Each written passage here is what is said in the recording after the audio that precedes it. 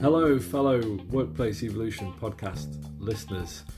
Now, I'm not going to lie, we are learning as we go this end. The first podcast is a little bit longer than expected, but hang in there. There's some great content around Tony's time at Cadbury's, some amazing points on sales in the home shopping channels.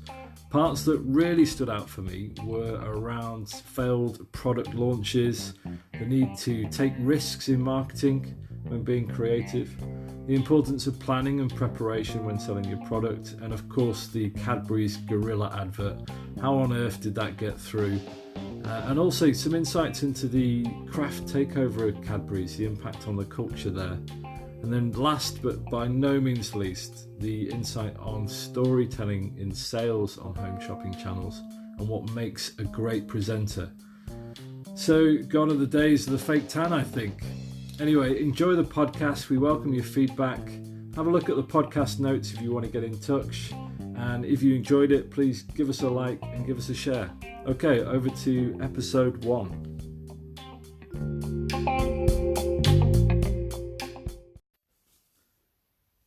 Okay, welcome to the Workplace Evolution podcast, episode 1. Unbelievable, it's actually happening. And today we have a very special guest, Tony Camp, the legend, the man, the myth, sales and marketing guru. Tony, welcome to the podcast. Well, thank you for that introduction. I feel honoured I'm actually meeting myself under such circumstances. Tony, I have 1,000,001 questions for you. Your career has spanned many decades, centuries. We're not going to go back too far, but you have seen the workplace evolve over time. That's what the podcast is all about. And I thought a good place to start would be, how have you seen the retail sector evolve during your career? Going back to the 80s when I first entered into the workplace, those days you had 50,000 independent retailers. You had probably 15 to 20 multiple retailers. Retailers like Hinton's, like Lipton's, Gateway, which have all disappeared now. So to answer one of your questions, what's happening, you're seeing a consolidation really now. There's less than 10,000 independent retailers now in the country. You've probably got 4 or 5 retailers now that decide for 80% of us what we eat, what we drink every day. Lots of Tesco's, Asda's and Sainsbury's. And I see consolidation continuing. Obviously we saw last year the failure of Asda and Sainsbury's to get together, but that's going to happen at some point. So fundamentally speaking, there will be less choice to a certain extent in terms of the retailers you can go and talk to physically. However, the other half is becoming more and more complex, because back in those days it was very simple. You went to the high street, you bought your goods, you walked back. And as a marketeer, it was dead simple. All I needed to do was buy advertising around Coronation Street, and that would deliver 60% of the UK as an audience to me. These days, it's completely changed. So media has fractured beyond belief. The choice that people now have in terms of consuming data, consuming programming, has gone beyond belief now in terms of what is out there. I mean, back in my day, we had 3 channels.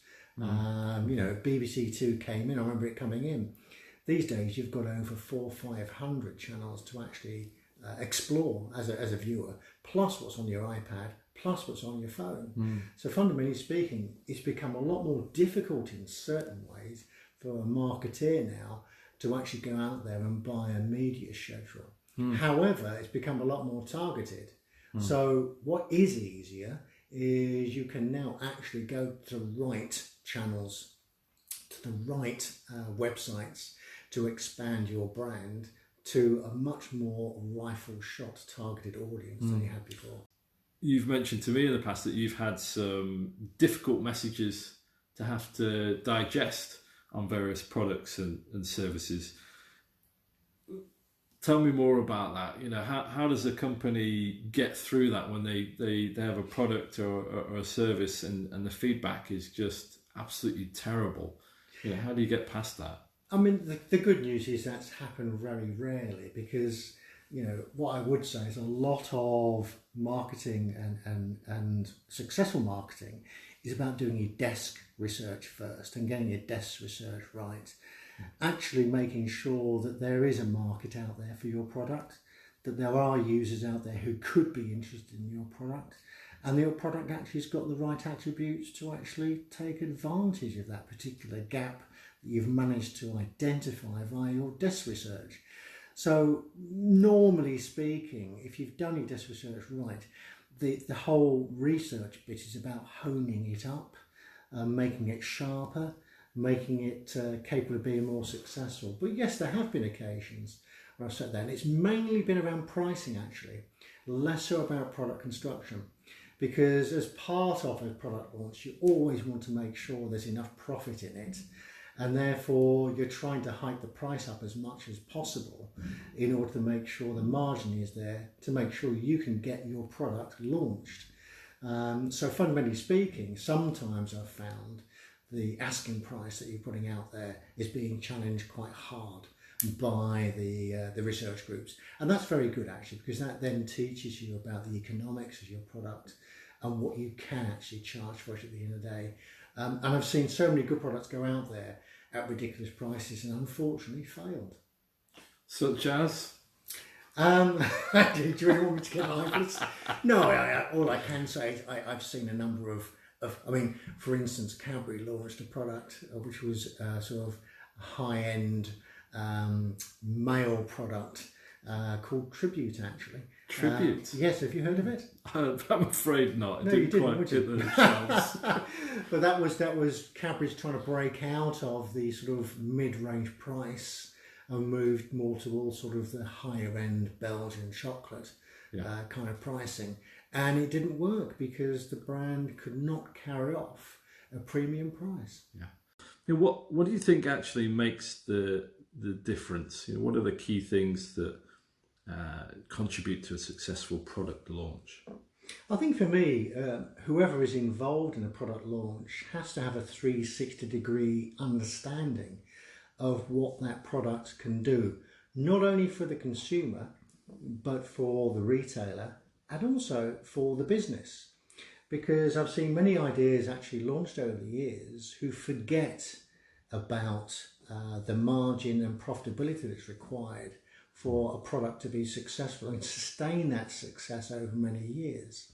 Because a lot of marketeers will come up with a great tasting product, but if it's got no margin, it can't actually sustain the cost of a launch and the cost of promoting and the cost of advertising. So that has to be built into any thinking before you even start. The second thing is actually understanding who you're going to be talking to, who you're targeting.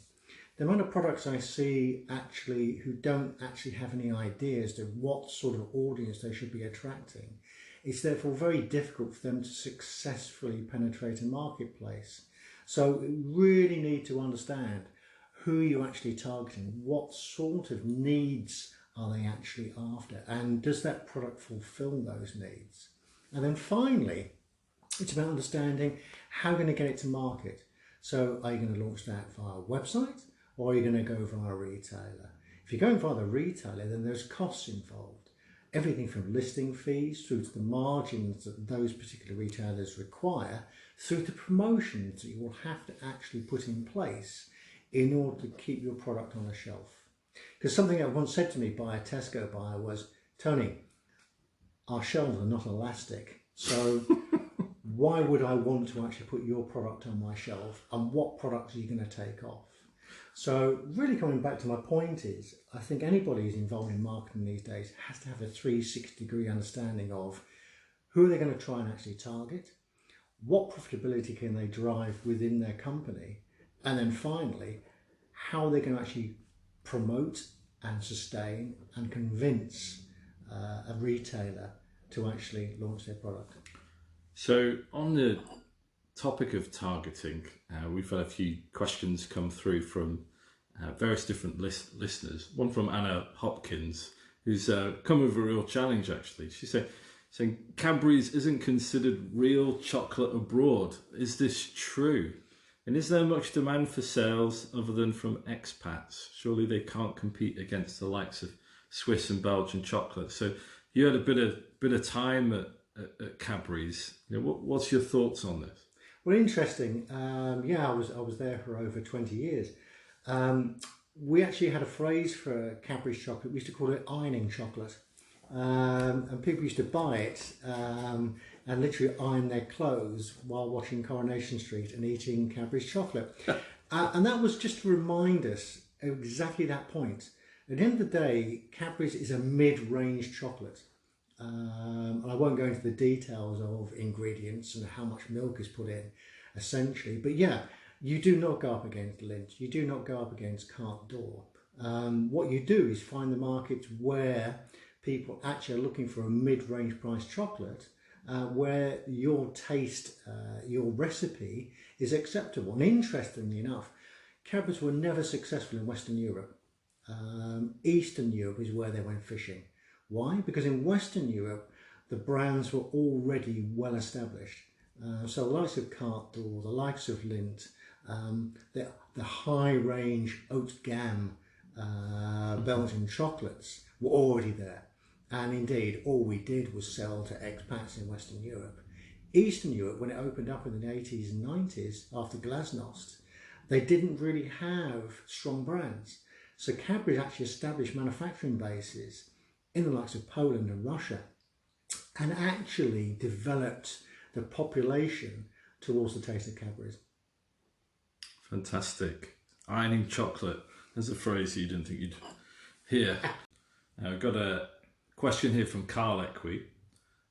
Why the hell did they think a drum-playing gorilla at Cadbury's would actually sell chocolate?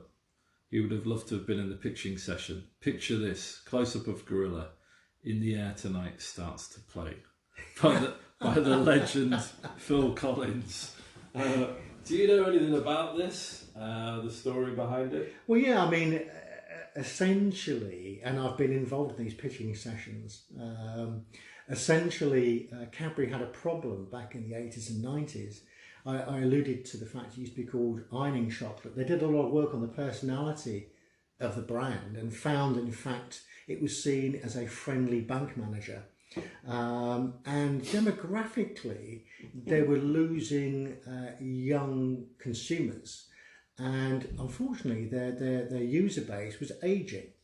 So fundamentally speaking, if you actually projected that forward, the brand was actually going to be losing users, as unfortunately its older consumers died out, literally.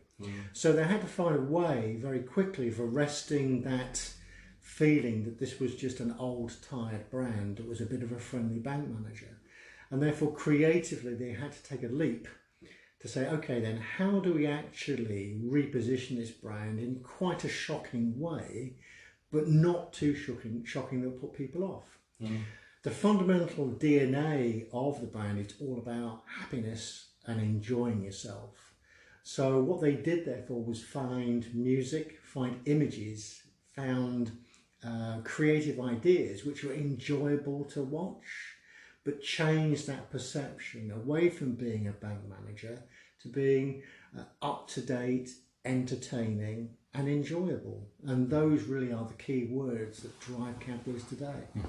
So we've got a question from Simon Thomas asking, what success factors behind big brand marketing could he apply as practical learning points for small businesses like his own? Okay, I mean, obviously there are two elements to that. One is basically marketing, which is marketing towards consumers, and the other one is marketing obviously towards businesses. So B2C, or business consumer marketing, is very much what Cadbury was into. And what's interesting is there's a sort of a fallacy here that people think that marketing big brands is dead easy because all you do is chuck loads of money against it. But these big businesses have very strict profit criteria. And what they're looking for is payback in less than 2 years. So fundamentally speaking, it's exactly the same discipline as if you're running a small brand and a small business. And the fundamentals are very, very simple. Product brand profitability has to be large enough to sustain it through its life cycle. When you launch a product, make sure there's enough money in it for you. It sounds obvious, but the amount of times I've seen brands launch with very slim margins that they cannot actually sustain and they disappear. Second thing I would say is actually know your audience. I've said this before, but be very much rifle shot as to who you're actually targeting. So are you going to go for 16 to 24-year-olds? Or are you looking to talk to women over 50? Each of those groups have very different requirements, different needs, different mentalities. And the language you use for your brand is very different. How you position your brand towards a 16-year-old versus a 50-year-old is very different. What do you think it is that contributes to some of the resistance to, that proactive activity, that targeted activity? There's that extra effort to put in up front to find out about your customers' world, find out about their needs and wants. But why is it that sometimes there might be resistant to that effort? Well, I think you've already sort of alluded to it. It's an effort. Planning is such a boring word, isn't it? But actually planning is essential in terms of giving you the confidence and also the map towards success. So going out there speaking to people, I've actually run research groups with housewives, with teenagers, sitting there and listening to them pull your brand apart, pull apart your product. And sometimes it's painful and it takes time. But actually getting that constructive criticism back builds for a better brand and builds for a better product, and obviously therefore builds for more success. So would you say that actually sometimes things like the focus groups, the surveys, the questions, those tools sometimes tell you things that you don't want to hear, and that can be hard. It can be hard to confront some of that. I've seen that. I mean, I've actually been involved in it myself. I think somebody said once there's more statistics than damn lines or something. And sometimes you look at the research and you don't like what it's telling you, but you have to be honest enough to accept that. Now, you have to get it drastically wrong to sort of completely fail in any research you're doing with a product, because you've got a gut feel for this product. You've got a gut feel already. You've talked to people, you've read things, you've looked on the box, you've seen things out there, and you sort of think, I've got a gut feel that this is going to work. And usually I find intuition is 60 to 70% of a winning formula. The 30% then is actually going out there and doing a bit more planning work, just maybe sitting down with 5 or 6 friendly, I say friendly, but honest housewives or friends of people that you know, just to get them to give more honest and more, I suppose, critical feedback, just to make sure your idea is completely honed, is probably a good idea. And as I understand it, we've spoken about your career before. Is it right you had to actually experience each and every element, each and every department within Cadbury's to get a feeling for the product, the service and the environment? Yeah, I mean, back in the 80s, the planning horizons were a lot longer than today. And so fundamentally speaking, you really did go into Cadbury's as part of an apprenticeship. So I spent 2 years in the factories, basically learning the craft of how to mix chocolate, toffee, cream, worked on the production lines, and then basically took over production lines and ran them myself before going then into sales and marketing. And the whole idea was you actually understood there for the product construction, you understood the recipes, and that gave you a lot better knowledge on how to actually develop products going forwards. The other thing it did teach you was humility. Dealing with 80 Scouse women on a production line in Liverpool at the age of 25 gave you an understanding that you might have a degree, mate, but at the end of the day, you've got to convince people from all walks of life to actually go with your sales pitch. So fundamentally speaking, it was a really good grounding in terms of making me hopefully a better manager in the future. Tell me a bit more about the culture at Cadbury's and how you know, looking back as well, when Kraft came in and took over, how you think it might have changed since you were there? Well, two things I would say. One is I knew Cadbury's very well. I mean, you'd be sitting in the canteen and Sir Adrian and Cadbury would come and sit next to you and ask you how your day's going.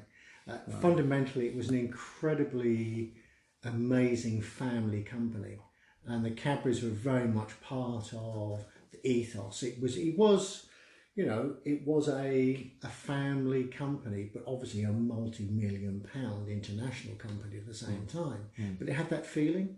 I have to say I wasn't there when Kraft took over, but I do know of how things did change, and clearly it became a lot more corporate.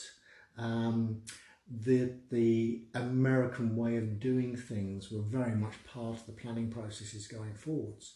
And I saw changes really in terms of product construction, the introduction of American ingredients into Cadbury's was something which I hold my hand up in horror, but mainly because I'm obviously a traditional Cadbury person. I'm sure they're doing very well. Yeah. Do you think that actually the takeover of Kraft will impact the brand, the image over time, or do you think the Cadbury's brand will just stay strong for a good deal of time yet? I think that's an interesting question. I mean, I can't see Cadbury's brand disappearing overnight. I mean, you know, one of the physical things you'll always notice, you go into any convenience store, any retailer, you'll always see Cadbury's. So Cadbury's has got a strong physical presence within the market and still has so. I think over time it has changed. I've seen the product change in terms of its recipes, in terms of the ingredients put into it. But I see where they're going, and I see what they're trying to do, obviously, is attract younger demographics into the brand. And they're not talking to the likes of me anymore. They're trying to talk to people who are obviously in their sort of 16, 17, 18, their teens, so to speak. Yeah. And you know what? I get that. I think that's an interesting strategy. And I think that's probably one way of making sure the brand continues. So Cadbury's continues to adapt, yes, survive and thrive. Onto the other sector that you've worked in, which is the home shopping sector, would you call it? Yes, TV shopping. Yeah, TV shopping. For some reason, whenever you bring that up in conversation, it brings like a wry smile. I'm not quite sure why. Maybe you could tell me. But I'm interested in how do you go about selling a product that might not be that interesting or quite an unusual product. You see a lot of odd things being put forward on these channels, and amazingly, this stuff sells. You know, so some of these are more unusual products. You know, how do the presenters actually pitch some of these unusual products? Do they have a method? Do they have a model? What's your thoughts? Yeah, I mean, I must admit that having spent 30 years in FMCG marketing, working with Cadbury's and Burton's Biscuits, to find myself suddenly in TV shopping was quite a shock. I did it mainly because I wanted a new challenge, and I was fascinated by the sales model that TV shopping actually is. And fundamentally speaking, you're right. I mean, it's quite interesting when I said to people, friends, I've gone into TV shopping, the first thing they do is smile. It just brings that smile to your face.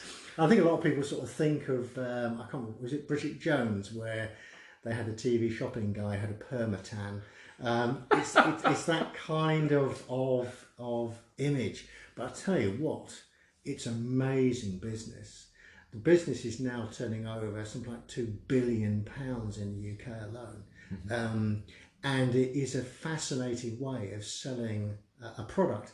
And what's interesting now, you've got the likes of Karcher, Bosch, Tefal, all coming into TV shopping. Why?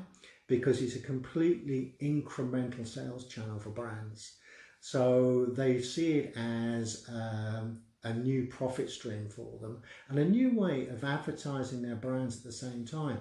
Now, fundamentally, you asked me the question about the sales pitch.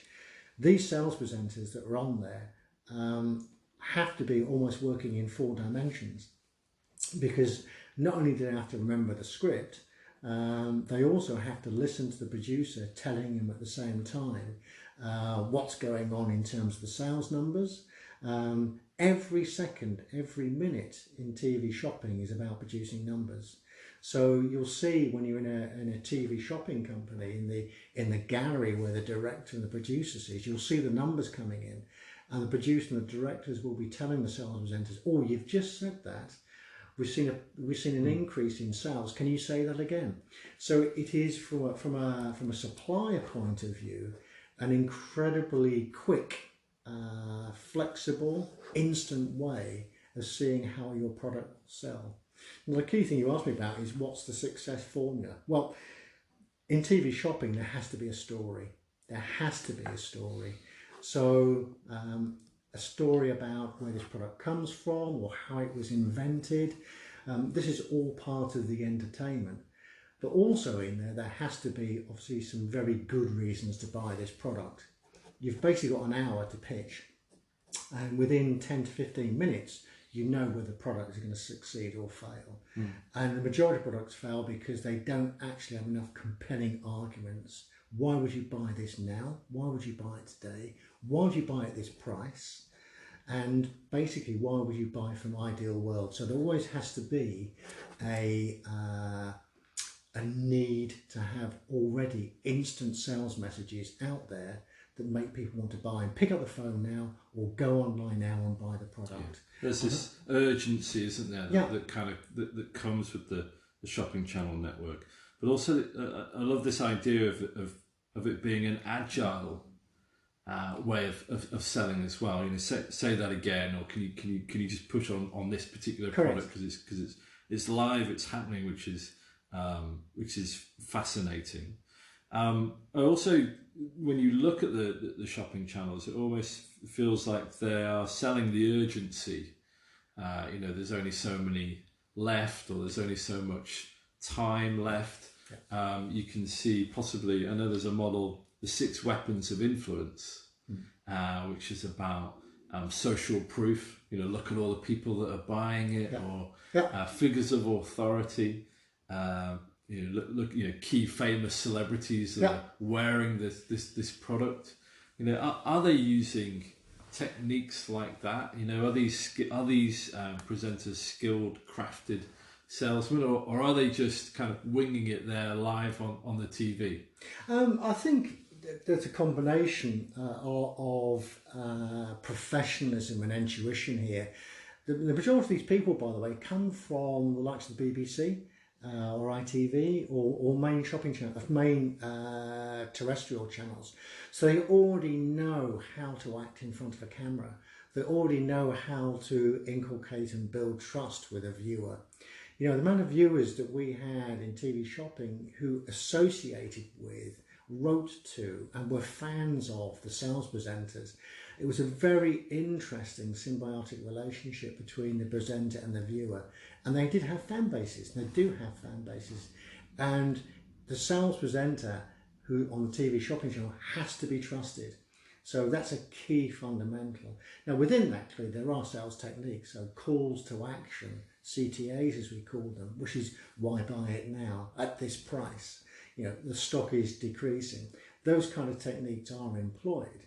But fundamentally speaking, you have to have a character out there on the screen who can build the trust, who's got the empathy, who is entertaining and at the same time trustworthy. And fascinating, I've actually seen TV shopping shows where the presenter's gone off on holiday and we've got another one in and the sales aren't as good. So it is very much a relationship between the sales presenter on the TV show and the viewer. And I assume as well with the presenter, with social media, you have followers on Twitter and various Instagram and various other mediums, other social media products are available. That comes with that comes as a whole package, right? So actually, when you're recruiting people onto these channels, this is something that employers need to start looking at. Yeah, I mean, obviously, at the end of the day, I'm actually a fan of TV shopping, mainly as an ex-marketeer, because what you've got here is a way of expanding your brand and your advertising and selling at the same time. I used to get a question actually, you know, I can go on to terrestrial and buy advertising and I'll get 2 million viewers. You know, TV shopping, how many viewers you were getting? And I say, well, probably about 200,000, 300,000.